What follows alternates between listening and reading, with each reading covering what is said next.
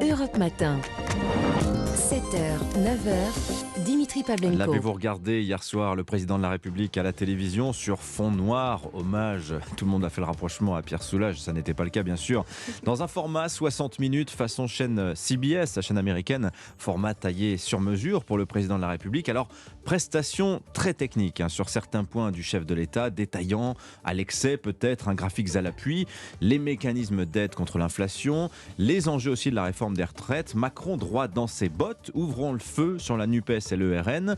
Combatif mais en difficulté, puisque moins de 2 heures après la fin de sa prestation à la télévision, sa première ministre Elisabeth Borne activait pour la 3e fois en 10 jours l'article 49.3 pour faire adopter le budget de la Sécu. Alors que retenir de cette intervention présidentielle? Bonjour Charlotte Dornelas. Bonjour Dimitri. Journaliste à Valeurs Actuelles. David Revaud-Dallon est avec nous également comme tous les jeudis. Bonjour David. Bonjour Dimitri. Du journal du dimanche. Alors cette prestation d'Emmanuel Macron, alors selon les journaux ce matin, on n'a pas retenu tout à fait la même chose. On retiendra, en tout cas chez Europe 1, ce germe de concession sur les retraites. Et puis ces mots du président qui a parlé mérite, ordre, travail, des mots qu'il a prononcés, des mots doux aux oreilles de la droite, tiens. Alors pardonnez-moi, je vais faire un petit peu d'autopromotion. Vous vous souvenez que dimanche, dans le JDD, le président Sarkozy exhortait Emmanuel Macron à franchir le Rubicon, je le cite, et à devenir franchement un président de droite, estimant que voilà, le en même temps l'empêchait d'aller jusqu'au bout de cette matrice politique.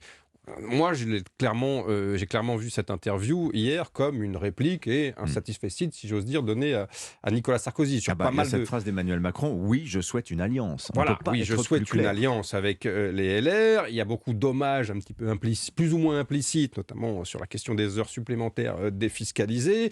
Il y a la question des retraites, il y a la question de l'ordre, de l'immigration. Voilà, donc très clairement. Et puis, vous parliez d'éléments techniques. C'était les retraites, il y a toute une partie un petit peu longue, effectivement, au début, sur il le savait bouclier. Même que le poulet a augmenté de 50%. Voilà. Vous n'allez pas le coller sur le prix du ticket de métro. Voilà, Macron, exactement. Je pense que ça, c'était une petite référence à tous ces candidats à la présidentielle qui interrogeaient sur le prix de la baguette de pain sèche. Là, il a voulu montrer absolument qu'il n'était pas du tout déconnecté, ce qui se discute bien évidemment. Et puis, l'adversaire a été très clairement désigné. Et l'adversaire, hier, c'était la NUPES. C'était la France insoumise, coupable d'abord d'alliance baroque avec les socialistes et les écologiques, et puis surtout d'avoir voté avec le Rassemblement national, ce qu'il a appelé, je crois, une alliance des contraires. Donc, très clairement, oui, je pense que c'est un président qui a voulu donner ce message-là, et effectivement, je reviens au point que vous citiez, l'alliance avec LR, qui était un peu la pierre angulaire de son dispositif politique. Et puis voilà, les adversaires, coalition du cynisme et du désordre, la NUPES et le RN jetés dans le même sac. Charlotte Dornelas, qu'est-ce que vous avez retenu, vous, de cette intervention d'Emmanuel Macron ? Non, mais par rapport à cette volonté d'alliance qu'il a exprimée, alors c'est pas très compliqué pour lui, on va dire, de vouloir cette alliance-là. De toute façon, depuis 10 jours, tout le monde s'est allié pour que LR disparaisse définitivement, j'ai l'impression. Donc lui, il met sa petite pierre à l'édifice en leur disant c'est une manière aussi pour eux de survivre. Il est évidemment en position de force par rapport à eux. C'est un peu le baiser de la mort, parce qu'avec la motion de censure, Marine Le Pen a fait la démonstration que les LR jouent un jeu un peu complexe. C'est pour ça que je dis ça. Marine Le Pen les a mis déjà dans l'embarras. Et là, Emmanuel Macron, en votant la motion de censure de la NUPES, Marine Le Pen a obligé les LR à se positionner. Et là, pour ou contre Macron, c'était l'idée. Et là, c'est le retour de la pièce. Emmanuel Macron fait exactement la même chose de l'autre côté en disant c'est vrai, c'est une bonne question, positionnez-vous par rapport à cette alliance. Maintenant, il y a 2 choses qui m'ont étonné, on va dire, pour ne pas dire agacé dans la bouche d'Emmanuel Macron sur ce sujet précis. C'est que, dans l'entre-deux tours, la proximité avec la NUPES le gênait beaucoup moins, me semble-t-il. Il a dit hier, oui, alors la NUPES et le RN, ils appellent à faire barrage les uns aux autres en permanence.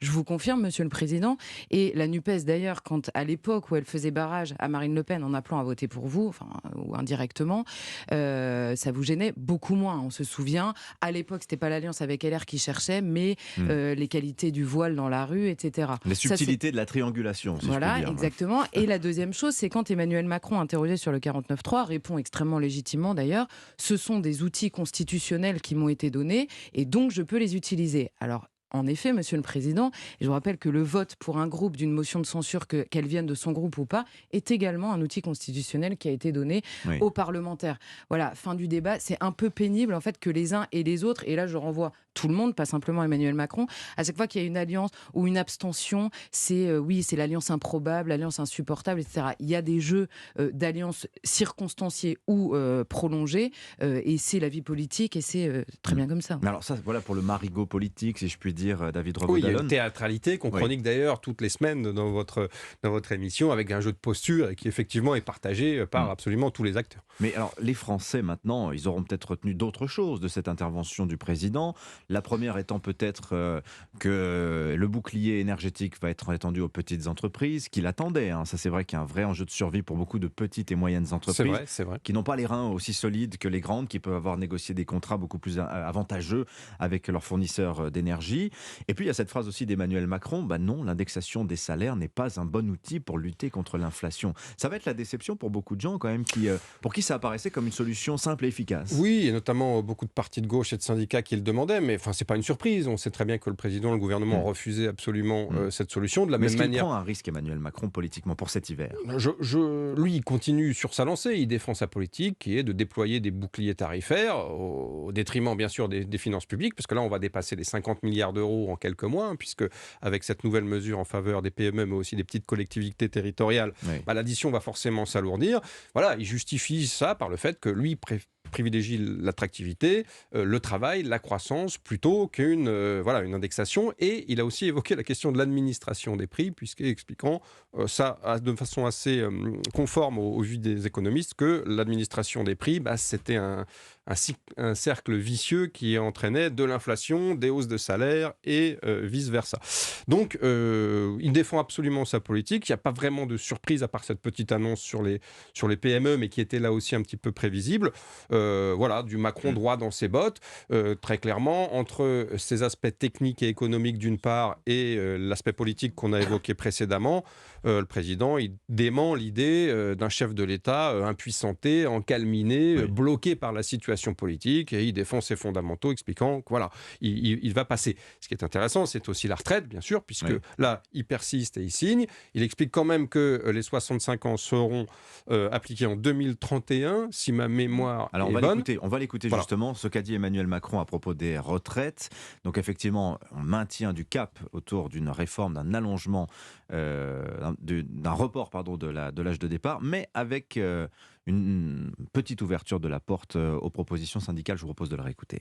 S'il y a des mécanismes sur lesquels les partenaires sociaux, on a commencé la concertation, elle va se finir pour la fin d'année. Si certains sont prêts à s'engager, à dire, nous, on ne veut pas aller jusqu'à 65 ans, mais par exemple, on serait prêt à aller jusqu'à 64 ans, mais en contrepartie, si vous faites ce geste, on est prêt à travailler un peu plus de trimestres. Parce qu'il y a une autre façon de faire, c'est pas que l'âge légal, c'est travailler un peu plus de trimestres. Moi, je suis ouvert. Le tout, c'est que notre modèle retombe sur ses pieds, si je puis dire, et que nous, actifs, on finance bien la retraite de nos retraités. Donc oui, il y a une concertation, mais pas pour ne rien faire. Et donc, moi, 65 ans ou 64 ans, si en plus des 64 ans, on allonge les trimestres, moi j'y suis tout à fait ouvert. Mais il faut aussi que tout le monde s'engage. Et là, on repense à l'interview encore de Nicolas Sarkozy, David Revaud-Dallon, qui disait précisément dimanche, l'important c'est de faire quelque chose, et même si c'est juste 63 ans, ce sera déjà pas mal. Absolument. Il disait que la durée de l'allongement, finalement, était moins importante que la date de l'entrée en vigueur. Donc là aussi, il répond un petit peu à Nicolas Sarkozy, mais très clairement sur l'adresse aux syndicats, en réalité, là encore, on est dans le jeu de posture et la théâtralité, puisque même la CFDT a expliqué qu'elle s'opposait absolument à tout allongement. Quelle est la faisabilité réelle de cette réforme des retraites? Elle est faisable, mais à quel prix? C'est ça la vraie question. Techniquement, vous pouvez très bien passer par un PJL, un projet de loi à l'Assemblée nationale ou un projet de loi de financement de la sécurité sociale rectificatif, pardonnez-moi, c'est un peu technique, mais qui passerait par un 49.3. Donc techniquement, il peut absolument faire en quelques mois ce qu'il a annoncé hier. Le problème, c'est le prix politique à payer et bien sûr la mobilisation sociale, mobilisation syndicale et politique qui lui coûterait peut-être cher. mais voilà, il l'a annoncé. Oui. Je pense que reculer ou se dédire lui coûterait peut-être encore plus cher que de ne pas le faire aujourd'hui. Mais alors, comment vous sentez le pays aujourd'hui, Charlotte Dornelas ? On voit qu'effectivement, il y a eu cette alerte orange, on dira, autour des carburants, avec cette mobilisation très forte qui partait de la CGT, mouvement très organisé. On sait qu'il y a un risque sur le sujet retraite, qui est une réforme extrêmement impopulaire et, j'ai envie de dire, historiquement, dans le pays. Emmanuel Macron, qui n'est pas dans une position de grande force, on l'a dit, le recours récurrent au 49.3 montre la fragilité de la position de la majorité à l'Assemblée nationale. Y a-t-il aujourd'hui un péril social en France, pensez-vous, à la lumière de la récente actualité? Non, mais il y a un péril social de manière évidente, et d'ailleurs qui est assez indépendant même des choix que peut faire Emmanuel Macron. Il y a une inquiétude énorme par rapport à la situation, c'est certain.